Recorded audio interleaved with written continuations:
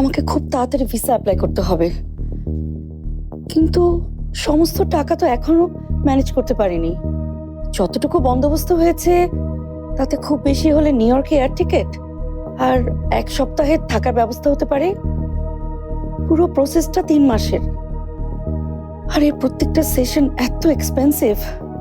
এত টাকা আমি কিভাবে ম্যানেজ করব? আমি জানি আমার হাতে একদমই সময় নেই, কিন্তু খরচটা এত বেশি। প্লিজ ডক্টর, প্লিজ আমাকে নিয়ে আপনি মাথা ঘামাবেন না। ভাগ্যে যা আছে তাই হবে আমার সাথে, সেটা 3 মাসেই হোক আর 6 মাসেই হোক। আমি আর নিতে পারছি না ডক্টর, আই এম সরি।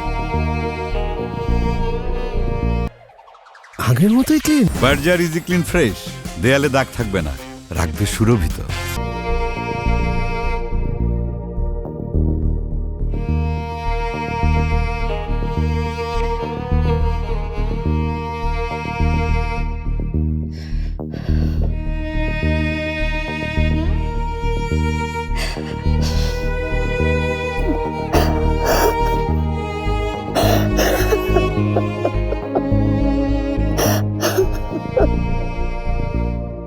তিন মাসের প্রসেস?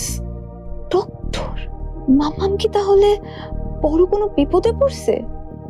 কিন্তু আমাদের সাথে কেন শেয়ার করতেছে না?